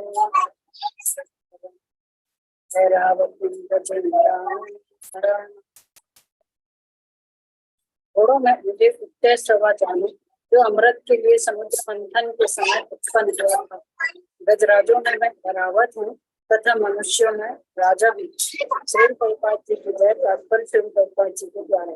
एक बार देवों तथा असुरों ने समुद्र मंथन में भाग लिया। इस मंथन से अमृत तथा विष प्राप्त हुए। विष को तो सृष्टि ने पी लिया, किंतु अमृत के साथ अनेक जीव उत्पन्न हुए, जिनमें उच्चय श्रवा नामक घोड़ा भी था। इसी अमृत के साथ एक अन्य पशु ऐरावत नामक हाथी भी उत्पन्न हुआ था। चूंकि ये दोनों पशु अमृत के साथ उत्पन्न हुए थे, अतः इनका विशेष महत्व है और ये श्री कृष्ण के प्रतिनिधि हैं। मनुष्यों में राजा श्री कृष्ण का प्रतिनिधि है, क्योंकि श्री कृष्ण ब्रह्मांड के पालक है और अपने दैवीय गुणों के कारण नियुक्त किए गए राजा भी अपने राज्यों के पालन करता होते हैं। महाराज युधिष्ठिर, महाराज परीक्षित तथा भगवान श्री राम जैसे राजा अत्यंत धर्मात्मा थे, जिन्होंने अपनी प्रजा का सदैव कल्याण सोचा है। वैदिक साहित्य में राजा को ईश्वर का प्रतिनिधि माना गया है, किंतु इस युग में धर्म के ह्रास होने से राजतंत्र का पतन हुआ और अंततः विनाश हो गया है। किंतु यह समझना चाहिए कि भूतकाल में लोग धर्मात्मा राजाओं के अधीन रहकर अधिक सुखी थे। एक बार पढ़ू माता जी। हरे कृष्ण माता जी। हाँ जी माता जी, एक और कर दीजिए।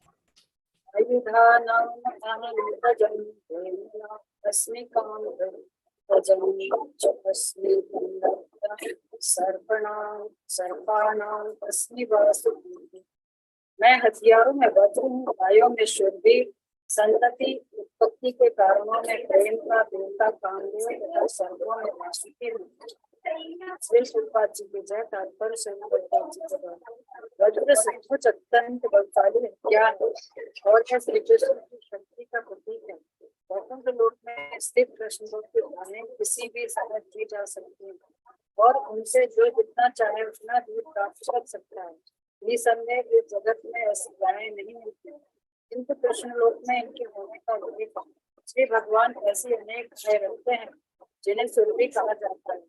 कहा जाता है कि श्री भगवान ऐसी गायों के चराने में व्यस्त रहते हैं।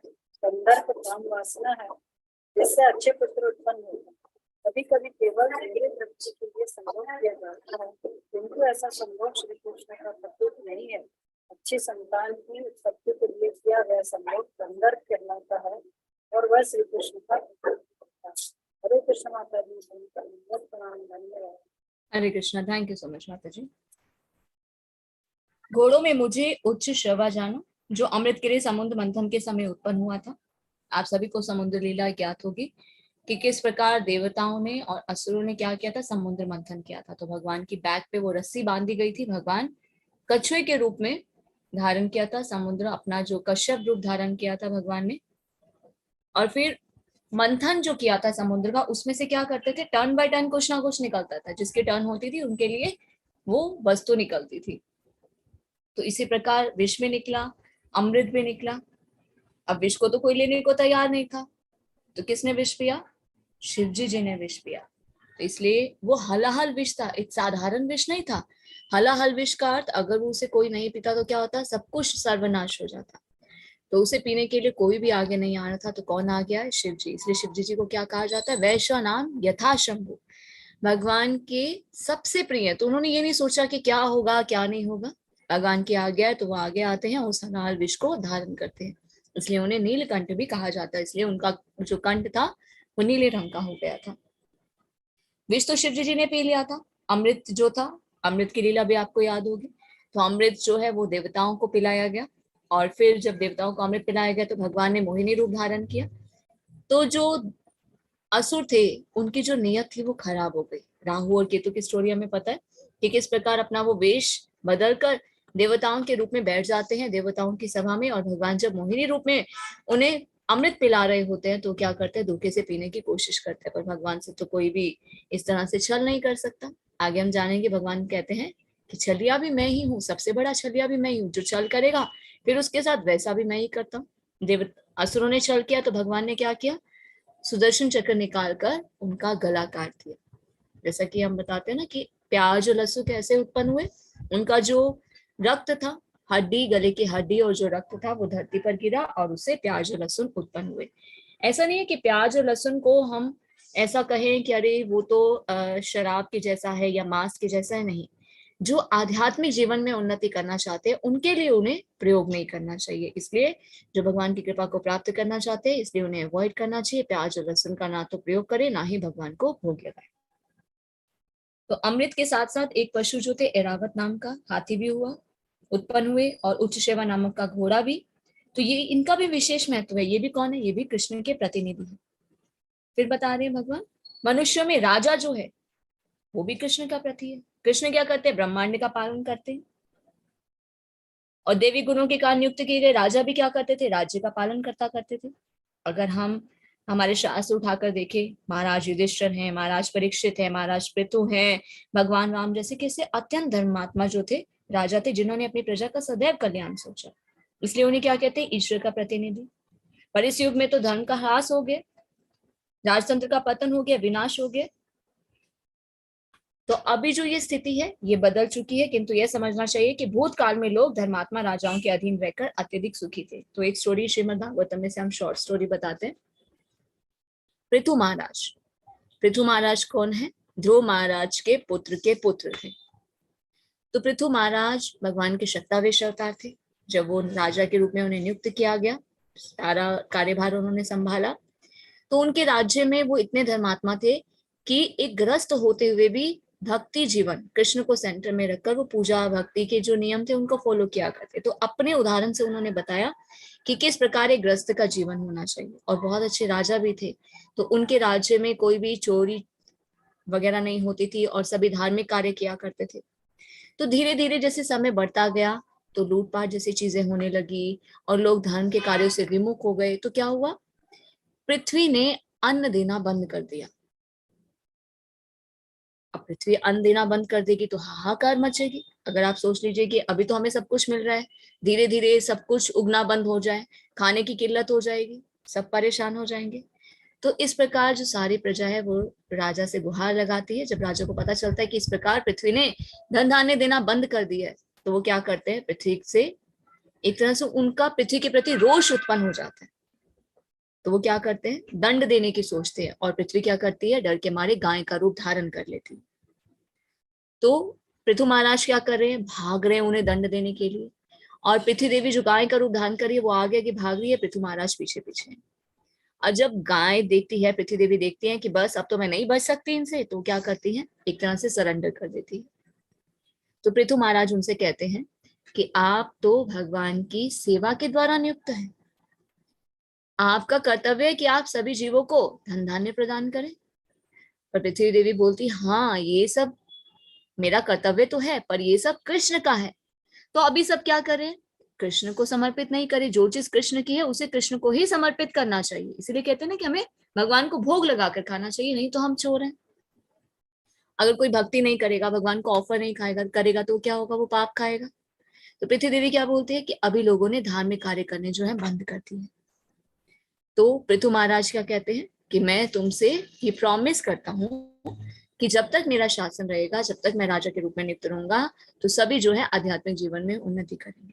तो इस प्रकार दोनों की जो कॉन्वर्सेशन होती है, बहुत ही सुंदर आख्यान वहां पर भागवतम में दिया गया है। और फिर पृथु महाराज की प्रार्थना करने पर और इस प्रकार से उन्हें वचन देने पर पृथ्वी देवी क्या करती है, फिर से धन धान्य उत्पन्न करती है। तो देखिए, राजा का मेन कर्तव्य हम शास्त्रों के माध्यम से जान सकते हैं कि प्रजा का कल्याण। प्रजा का कल्याण सिर्फ इससे नहीं है कि उनको सिर्फ आवश्यकताओं की वस्तुएं मिले, वो भी आवश्यकता की वस्तुएं उन्हें कब मिलेंगी, जब वो आध्यात्मिक जीवन में उन्नति करेंगे। जैसे कई बार हम न्यूज में देखते हैं ना, कहते हैं ना खाने को कुछ नहीं मिलेगा, ऐसी स्थिति उत्पन्न हो जाएगी कि हवा नहीं होगी, खाने को कुछ नहीं होगा। हाँ, वो सब चीजें आएंगी। वो कब आएंगी, 10,000 साल के बाद। क्योंकि अभी ये 10,000 ईयर्स क्या है, गोल्डन ईयर्स, क्योंकि स्वयं भगवान कृष्ण चैतन्य महाप्रभु के रूप में आए। तो अभी क्या होगा, खूब भक्ति का प्रचार और प्रसार होगा। हम देख रहे हैं ना किस तरह से फ्लोरिश हो रहा है, किस तरह से ये आध्यात्मिक कलयुग का प्रभाव तो बढ़ ही रहा है, साथ साथ में भक्ति भी बढ़ ही रही है। अभी जैसे कोरोना आया, ये भी भगवान की एक व्यवस्था थी। नहीं तो आज जो हम सब साथ में मिलकर श्रीमद् भागवतम को पढ़ रहे हैं, सुन रहे हैं, ये कैसे पॉसिबल हो पाता? ये भी भगवान की एक व्यवस्था है कि भगवान आध्यात्मिक जीवन में एक सेकेंड,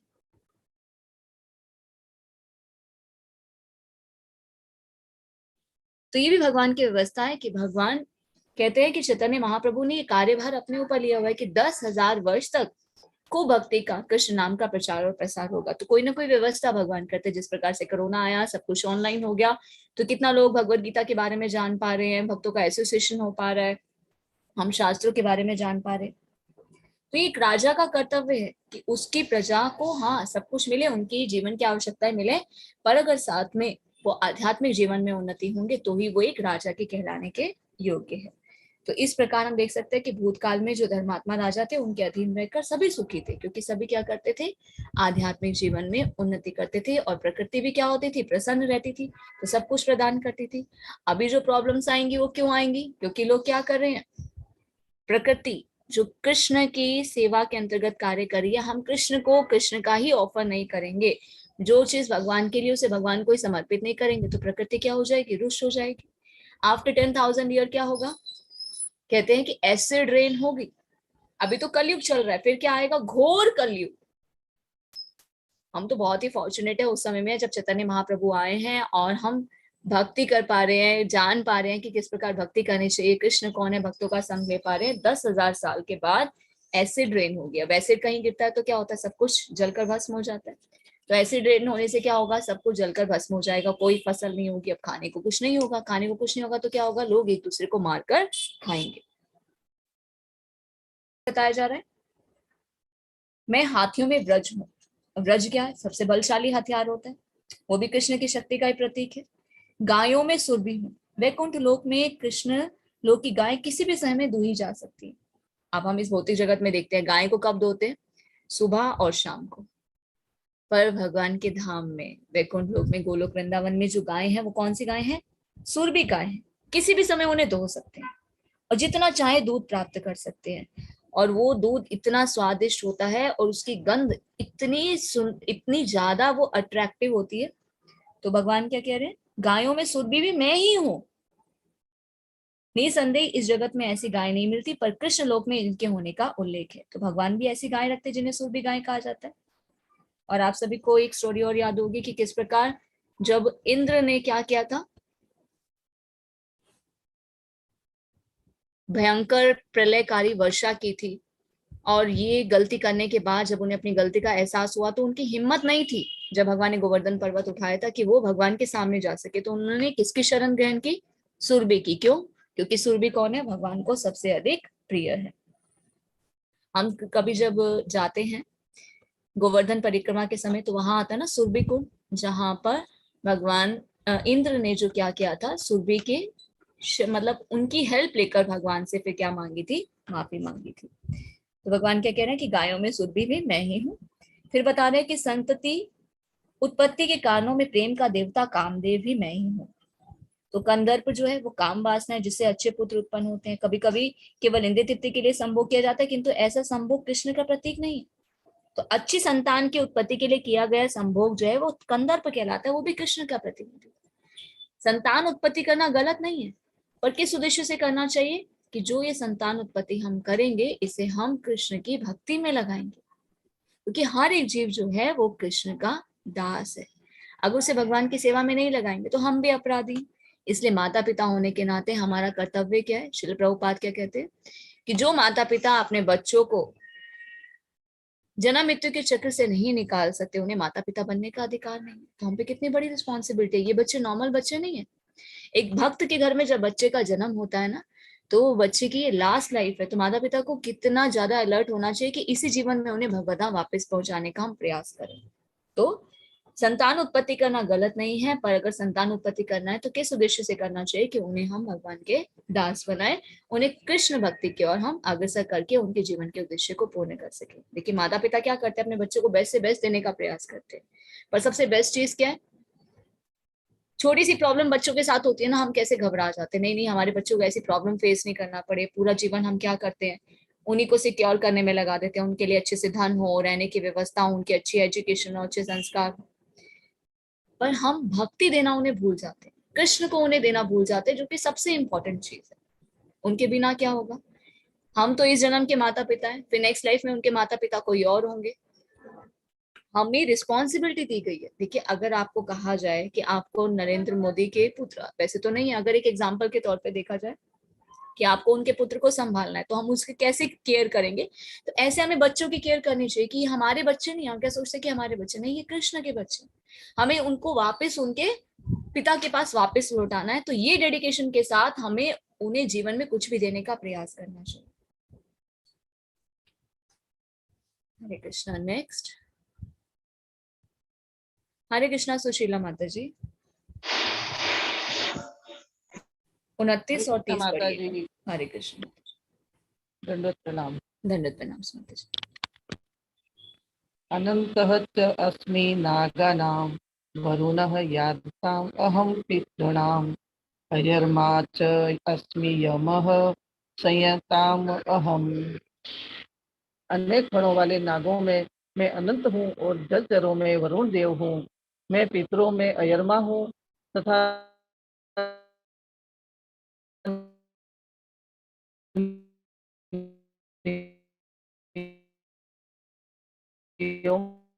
के निर्वाहकों में मैं मृतभा जो सबसे प्रधान है, और इसी प्रकार जलचरों में वरुण देव प्रधान है। ये दोनों कृष्ण का प्रतिनिधित्व करते हैं। इसी प्रकार पितृलोक के अधिष्ठाता अयर्मा है जो कृष्ण के प्रतिनिधि है। ऐसे अनेक जीव हैं जो दुष्टों को दंड देते हैं, किंतु इनमें यम प्रमुख है। यम पृथ्वीलोक के निकटवर्ती लोक में रहते हैं। मृत्यु के बाद पापी लोगों को वहां ले जाया जाता है और यम उन्हें तरह तरह का दंड देने की व्यवस्था करते हैं।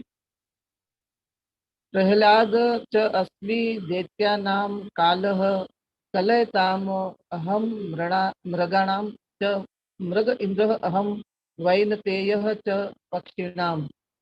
दैत्यों में मैं भक्तराज प्रहलाद हूँ, दमन करने वालों में मैं काल हूँ, पशुओं में सिंह हूँ तथा पक्षियों में गरुड़ हूँ। तात्पर्य श्री प्रभुपाद द्वारा, श्री प्रभुपाद की जय हो। दीति तथा अदिति दो बहनें थी। अदिति के पुत्र आदित्य कहलाते हैं और दीति के दैत्य। सारे आदित्य भगवत भक्त निकले और सारे दैत्य नास्तिक। यद्यपि प्रहलाद का जन्म दैत्य कुल में हुआ था, किंतु वे बचपन से ही परम भक्त थे। अपनी भक्ति तथा देवी गुण के कारण वे कृष्ण के प्रतिनिधि माने जाते हैं। दमन के अनेक नियम है, किंतु काल इस संसार की हर वस्तु को क्षीण कर देता है, अतः वह कृष्ण का प्रतिनिधित्व कर रहा है। पशुओं में सिंह सबसे शक्तिशाली तथा हिंसक होता है और पक्षियों के लाखों प्रकारों में भगवान विष्णु का वाहन गरुड़ सबसे महान है। हरे कृष्णा माता जी।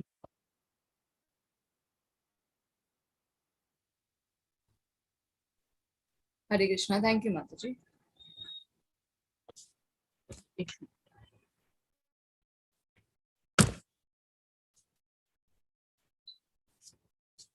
अनेक फनों वाले नागों में मैं अनंत हूँ। अनंत शेष, वो भी कौन है? भगवान ही है। भगवान ने अपना विस्तार किस में किया था? संकर्षण में किया था। वही संकर्षण क्या है? अनंत शेष के रूप में भगवान की सेवा करते हैं। जलचरों में वरुण देव हूँ। जल में कितने प्रकार के प्राणी हैं, पर उनके जो अधिष्ठाता है वो कौन है? वरुण देव है, प्रधान है। तो ये दोनों कृष्ण के प्रतिनिधित्व है।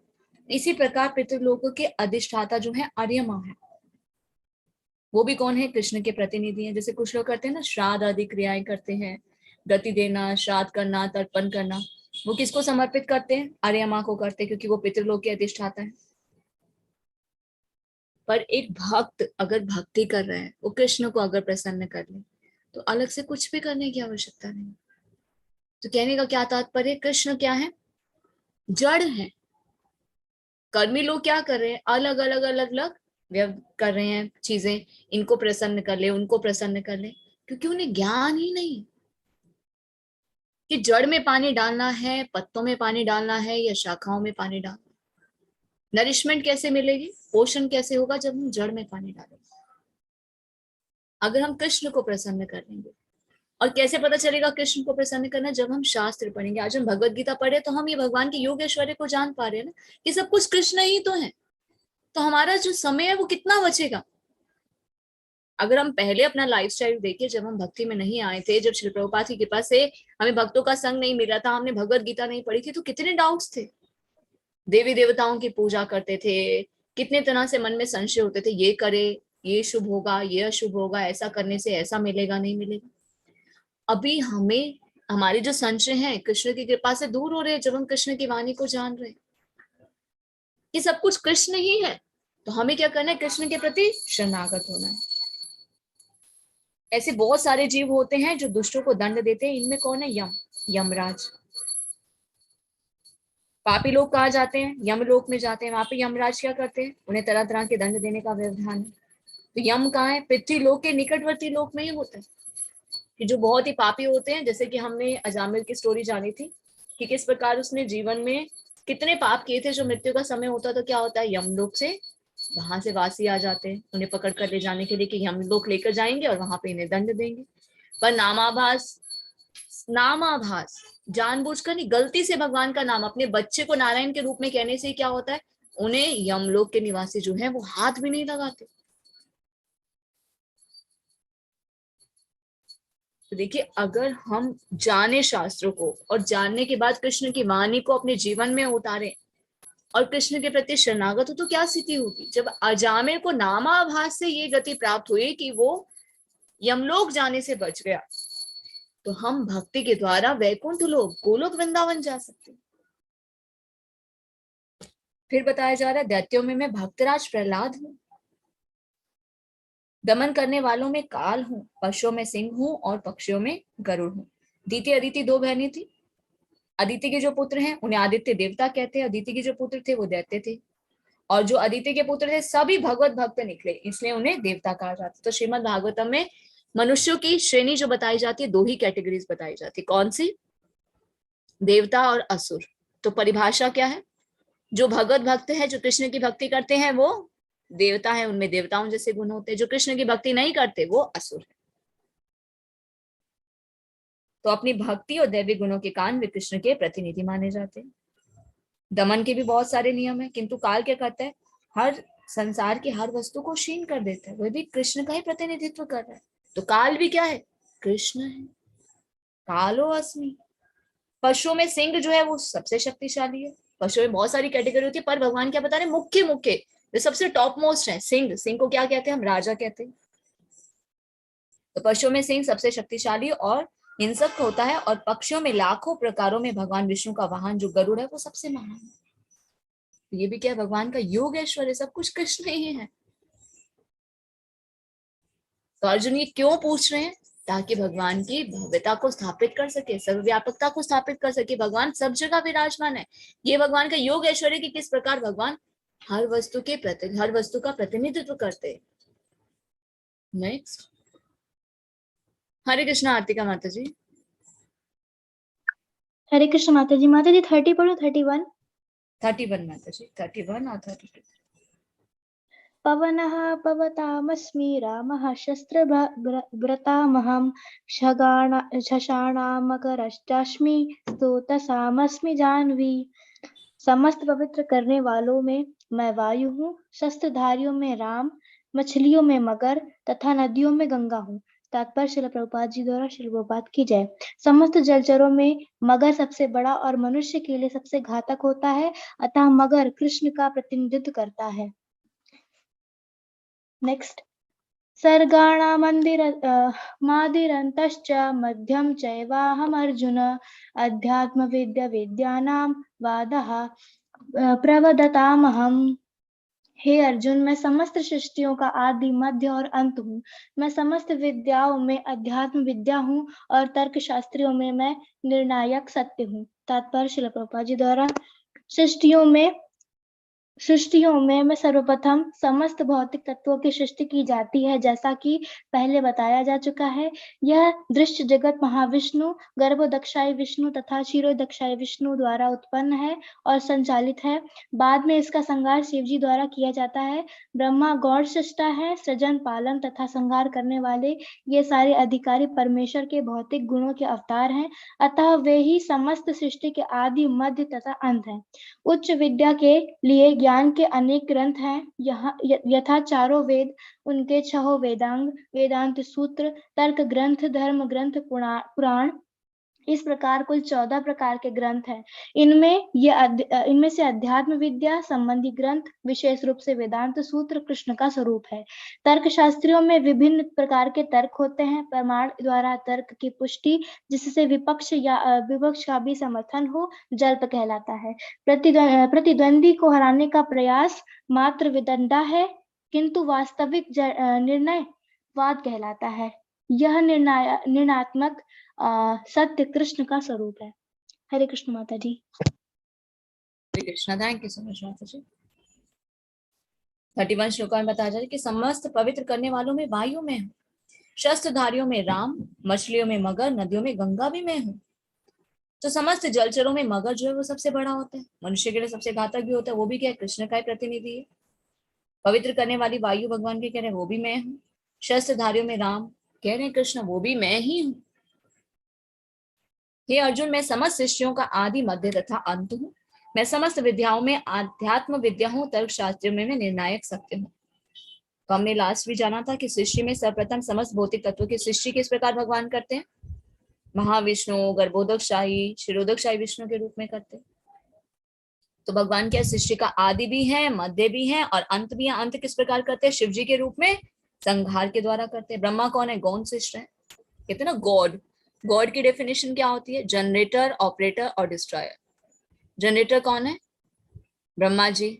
ऑपरेटर कौन है, विष्णु जी। डिस्ट्रॉयर कौन है, शिव जी। जनरेटर मतलब ब्रह्मा जी। ब्रह्मा जी क्या करते हैं, भगवान के आज्ञा पर क्या करते हैं, सृष्टि की रचना करते हैं। पर शक्ति कहाँ से मिलती है, कृष्ण से मिलती है। भगवान स्वयं क्या करते हैं, विष्णु के रूप में ऑपरेट करते हैं, पालन करते हैं। और भगवान स्वयं शिव जी के रूप में क्या करते हैं, संहार करते हैं। तो जीओडी का मतलब गॉड। पर गॉड कौन है, generator, operator, destroyer, Brahma ji, Vishnu और महेश। पर ये कौन है, ये कृष्ण ही है। भगवान की शक्ति के द्वारा ही जनरेट, ऑपरेट और डिस्ट्रॉय होता है। तो भगवान स्वयं कह रहे हैं यह समस्त सृष्टियों का आदि, मध्य और अंत भी मैं ही हूँ। समस्त विद्याओं में अध्यात्म विद्या। अब उच्च विद्या के लिए ग्रंथ बहुत सारे, ज्ञान प्राप्त करने के 4 वेद हैं, उपनिषद हैं, तर्क ग्रंथ हैं, धर्म ग्रंथ हैं, पुराण हैं, वेदांत सूत्र हैं, 14 प्रकार के ग्रंथ हैं। पर इसमें क्या कह रहे हैं, विशेष रूप से जो वेदांत सूत्र है, जिसमें आध्यात्म विद्या कि हमारा कृष्ण के साथ क्या संबंध है, हमारे जीवन का उद्देश्य क्या है, वो भी कृष्ण का ही सबूत है। तर्क शास्त्र में विभिन्न प्रकार के तर्क होते हैं। तो प्रमाण द्वारा तर्क की पुष्टि, जिससे विपक्ष का भी समर्थन हो, उसे जल्प कहते हैं। और प्रतिद्वंदी को हराने का प्रयास जो होता है वो मात्र वितंडा है, किंतु वास्तविक निर्णय जो है वो वाद कहलाता है। और ये निर्णायक सत्य जो है वो कृष्ण का स्वरूप है। तो इसे हम कैसे समझ सकते हैं, चैतन्य चरितामृत से। चैतन्य चरितामृत में जो मायावादी सन्यासी थे, प्रकाशानंद सरस्वती इत्यादि, जब भगवान स्वयं काशी जाते हैं भगवत भक्ति का प्रचार करने के लिए, तो क्या कहते हैं, मेरे पास तो इतनी अनमोल चीज है, पर यहाँ पर तो खरीदने वाला कोई नहीं, क्योंकि वहां सभी क्या करते हैं, मायावादियों का बहुत ज्यादा प्रचार प्रसार होता है। तो वहां पर कोई भी भगवान की भक्ति नहीं करता, ना ही कोई हरे कृष्ण महामंत्र का जप करने वाला है। और चैतन्य महाप्रभु अपनी गुरु की आज्ञा पर क्या करते हैं, हरे कृष्ण कृष्ण कृष्ण हरे हरे, हरे राम राम राम हरे हरे, इसी मंत्र का उच्चारण करते हैं, नाचते हैं, गाते हैं और रोते हैं। मायावादी सन्यासी क्या कहते हैं, और ये कैसा सन्यासी है, ये कैसे भक्त बनाएगा। सन्यासी का तो कर्तव्य है शास्त्र के प्रमाण के द्वारा लोगों को बताना, उन्हें ज्ञान प्रदान करना। ये तो पागलों की तरह नाचता गाता और रोता रहता है। तो क्या करते हैं, सभी जो मायावादी सन्यासी होते हैं मिलकर एक सभा आयोजन करते हैं और वहां पर चैतन्य महाप्रभु को आमंत्रित करते हैं। चैतन्य महाप्रभु वहां पर आते हैं। बहुत ही सुंदर स्टोरी बताई जाती है कि किस प्रकार वो उस स्थान पर जाकर बैठ जाते हैं जहां पर सभी पांव धोते हैं और जूते चप्पल रखते हैं। और जब वहां जाकर बैठते हैं तो उनके शरीर से बहुत तेज निकलता है। और प्रकाशानंद सरस्वती समझ जाते हैं कि ये कोई साधारण सन्यासी नहीं है, ये तो स्वयं पूर्ण पुरुषोत्तम भगवान श्री कृष्ण है। और फिर चैतन्य महाप्रभु क्या करते हैं, शास्त्रों के प्रमाण द्वारा तर्क प्रस्तुत करते हैं। और क्या निर्णय निकल कर आता है कि कृष्ण ही सत्य का स्वरूप है। तो तर्क वितर्क करना गलत नहीं है, पर उससे जो निर्णय निकल आता है शास्त्रों के प्रमाण से, वो क्या आता है, सत्य निकलता है। कि क्या सत्य निकलता है, कि कृष्ण ही सब कुछ है। नेक्स्ट,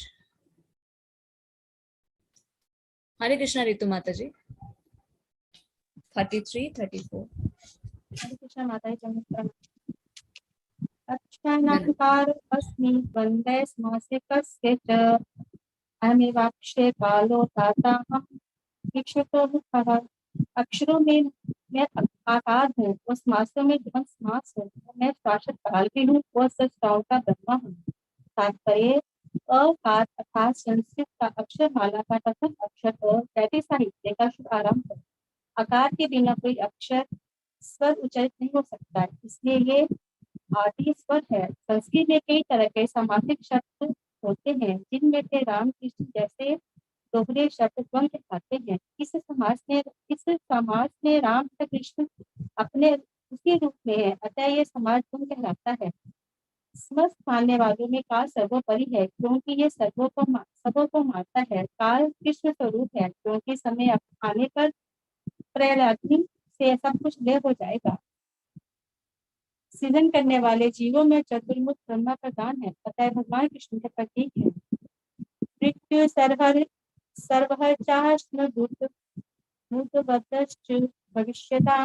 भविष्यतां कीर्ति शरीरवाक् नारीणां समृद्धि मेधा क्षमः। मैं सर्वभक्षी मृत्यु हूँ, मैं ही आगे होने वाले सब को उत्पन्न करने वाला हूँ। स्त्रियों में मैं ही कीर्ति श्री वाक स्मृति मेधा तथा क्षमा हूँ। तात्पर्य जो भी मनुष्य जन्म लेता है वह क्षण क्षण मरता रहता है। इसी प्रकार मृत्यु स्मृत जीवों का हर क्षण भक्षण करती रहती है, किंतु अंतिम आकार मृत्यु कहलाता है। ये मृत्यु कृष्ण ही है। यहाँ तक कि भावी विकास का संबंध है। सारे जीवों में 6 परिवर्तन होते हैं। वे जन्मते हैं, बढ़ते हैं, कुछ काल तक संसार में रहते हैं, संसार करते हैं, क्षीण होते हैं, में समाप्त हो जाते हैं। इन 6 परिवर्तनों में पहला गर्भ से मुक्ति है और ये कृष्ण है। प्रथम उत्पत्ति ही भावी कार्यों का आरंभ है। यहाँ इन 7 ऐश्वर्यों का उल्लेख है। ये स्त्रीवाचक है। कीर्ति श्री वाक स्मृति मेधा धृति तथा क्षमा। यदि किसी व्यक्ति के पास ये सभी या इनमें से कुछ भी होते हैं तो वे यशस्वी होता है। यदि कोई मनुष्य धर्मात्मा है तो वह यशस्वी होता है। संस्कृत पूर्ण भाषा है, अतः ये अत्यंत यशस्वी है। यदि कोई पढ़ने के बाद विषय को स्मरण रख सकता है तो उसे उत्तम स्मृति मिली होती है। केवल अनेक ग्रंथों को पढ़ना पर्याप्त नहीं होता, किंतु उन्हें समझकर आवश्यकता पढ़ने पर उसका प्रयोग मेधा या बुद्धि कहलाती है। ये दूसरा ऐश्वर्य है। अस्थिरता पर विजय पाना द्वितीय या दृढ़ता है। पूर्णतः योगी होकर भी यदि तो विनीत हो तो सुख तथा दुख में समभाव से रहे तो ये ऐश्वर्य क्षमा कहलाता है।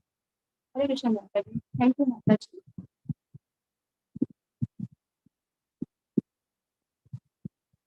हरे Krishna, thank you so much माता जी। अक्षरों में मैं आकार हूँ, अकार हूँ, और समासों में मैं द्वंद्व समास हूँ। अकार क्या होता है? संस्कृत अक्षरमाला का प्रथम अक्षर जो होता है अ, वो उसी से शुभारंभ होता है। उसके बिना कोई स्वर हम उच्चारित ही नहीं कर सकते, इसलिए ये क्या है? उच्चारित आदि स्वर होता है। और संस्कृत में कई तरह के समासिक शब्द भी होते हैं, जैसे कि राम और कृष्ण, ये क्या है? द्वंद्व समास है। तो इस समास में राम और कृष्ण अपने उसी रूप में है, इसलिए उसे समास द्वंद्व कहते हैं। तो भगवान क्या कह रहे हैं? समासों में द्वंद्व समास हो। मैं शाश्वत काल भी हूँ, क्योंकि समस्त मारने वालों में काल सर्वोपरि है, क्योंकि ये सबको मारता है। काल क्या है? कृष्ण स्वरूप है। समय आने पर क्या होता है? सब कुछ लीन। अब भगवान ने सृष्टि की रचना तो कर दी, पर समय आने पर क्या होगा? सब कुछ कालो अस्मि, सब कुछ भस्म हो जाएगा, सब कुछ खत्म हो जाएगा। सृजन करने वाले जीवों में चतुर्मुखी ब्रह्मा प्रधान है। सृजन कौन करते हैं? ब्रह्मा जी करते हैं। वो क्या कह रहे हैं? कृष्ण, वो भी मैं ही हूँ। वे भगवान कृष्ण के ही प्रतीक है। मैं सर्वभक्षी मृत्यु हूँ, मैं ही आगे वालों को उत्पन्न करने वाला हूँ। स्त्रियों में मैं कीर्ति श्रीवाक समृद्धि मेघा धृति तथा क्षमा भी हूँ। मनुष्य जन्म लेता है, फिर धीरे धीरे बढ़ता है, फिर यौवन अवस्था आती है, फिर बुढ़ापा आने लगता है, फिर मृत्यु हो जाती है। ये तो शारीरिक परिवर्तन है। तो मृत्यु क्या करती है? समस्त जीवों का हर क्षण भक्षण करती रहती है। तो अंतिम आघात क्या? मृत्यु कहलाता है। तो ये मृत्यु भी कृष्ण ही है।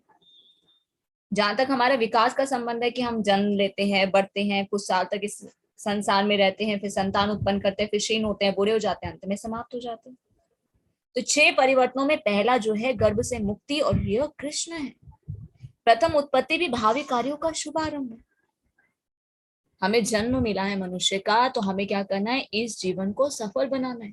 फिर से बार बार जन्म मृत्यु के चक्कर में नहीं आना। इसलिए नित्य रूप से हमें शास्त्रों का श्रवण पठन करना चाहिए, क्योंकि कलयुगी बुद्धि कैसी है, अभी तो हम पढ़ रहे हैं, अभी तो अरे हाँ कृष्ण है, कृष्ण के शरणागत होना है, पर क्या होता है धीरे धीरे फिर से हम माया के प्रभाव में आकर फिर से कृष्ण से दूर हो जाते हैं।